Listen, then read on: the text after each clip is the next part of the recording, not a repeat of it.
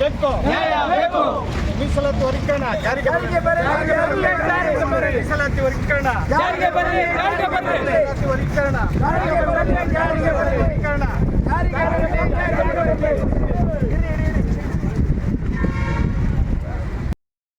ಕೊಟ್ಟ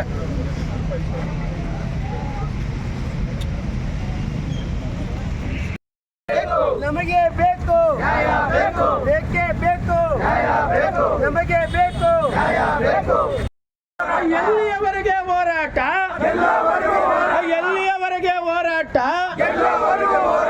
ಏನೇ ಬರಲಿ ಏನೇ ಬರಲಿ ಏನೇ ಬರಲಿ ದಲಿತರ್ಯಾರು ಇಲಿಗಳಲ್ಲ ದಲಿತರ್ಯಾರು ಇಲಿಗಳಲ್ಲ ಬೇಕೇ ಬೇಕು ಕರ್ನಾಟಕ ದಲಿತ ಸಂಘರ್ಷ ಸಮಿತಿಯ ಹೋರಾಟಕ್ಕೆ ಕರ್ನಾಟಕ ದಲಿತ ಸಂಘರ್ಷ ಸಮಿತಿಯ ಹೋರಾಟಕ್ಕೆ ದಾದಾ ಸಾಹೇಬ್ ಡಾಕ್ಟರ್ ಎನ್ ಮೂರ್ತಿಜಿ ಅವರಿಗೆ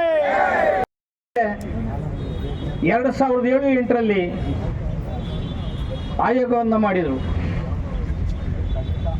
ಆಯೋಗನೂ ಕೂಡ ರಿಪೋರ್ಟ್ ಅನ್ನು ಕೊಡ್ತು. ಈಗ 7 ಜನ ನ್ಯಾಯಾಧೀಶರ ಪೀಠ ತೀರ್ಪನ್ನು ಕೊಟ್ಟು ರಾಜ್ಯ ಸರ್ಕಾರಕ್ಕೆ ಮೀಸಲಾತಿ ವರ್ಗೀಕರಣಕ್ಕೆ ಸಂವಿಧಾನಬದ್ಧ ಅಧಿಕಾರ ಇದೆ ಅಂತ ತೀರ್ಪನ್ನು ಕೊಟ್ಟಿದೆ. ತೀರ್ಪನ್ನು ಕೊಟ್ಟು 40 ದಿನ ಕಳೆದಿದೆ. 1/8ರಲ್ಲಿ ಕೊಟ್ಟು ತೀರ್ಪು 40 ದಿನ ಕಳೆದರೂ ಕೂಡ ಸರ್ಕಾರ ತಟಸ್ಥ ನೀತಿಯನ್ನು ಅನುಸರಿಸ್ತಾ ಇದೆ.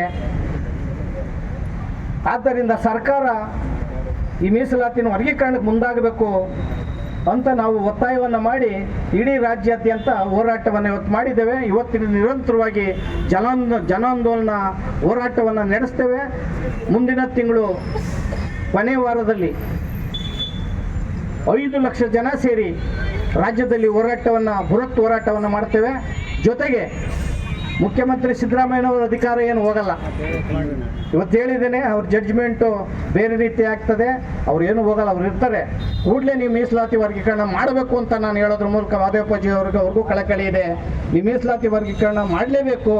ಈ 301 ಜಾತಿಗೆ ನ್ಯಾಯ ಕೊಡಬೇಕು, ಈ ಶೋಷಿತ ನ್ಯಾಯ ಕೊಡಬೇಕು ಅಂತ ನಾವು ಮನವಿಯನ್ನು ಮಾಡೋದ್ರ ಮೂಲಕ ಈಗ ಕಮಿಷನರ್ ಸಾಹೇಬರಿಗೆ ಮನವಿಯನ್ನು ಕೊಡ್ತಾ ಇದ್ದೇವೆ.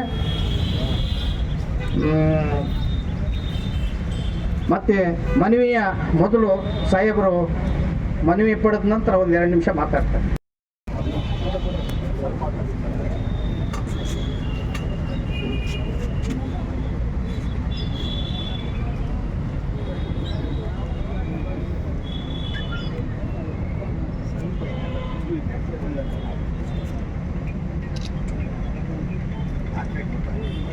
ಮೀಸಲಾತಿಗೆ ಸಂಬಂಧಪಟ್ಟಂತೆ ಈಗಾಗಲೇ ವಿಷಯ ನಮ್ಮೆಲ್ಲರಿಗೂ ಗೊತ್ತಿರುವಂಥ ವಿಷಯ, ನಾನು ಹೆಚ್ಚಿಗೆ ಮಾತಾಡಲಿಕ್ಕೆ ಹೋಗೋದಿಲ್ಲ.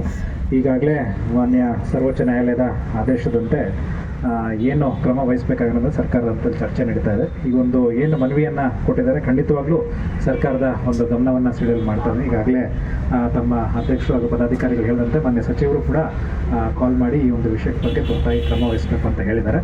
ಸೊ ಈ ಹಿನ್ನೆಲೆಯಲ್ಲಿ ಈ ಮನವಿನ ಖಂಡಿತವಾಗ್ಲೂ ಸರ್ಕಾರ ಹಾಗೂ ಮಾನ್ಯ ಸಚಿವರ ಗಮನಕ್ಕೆ ತರಲಿಕ್ಕೆ ಬಯಸ್ತೇನೆ ನಾನು. ಧನ್ಯವಾದಗಳು.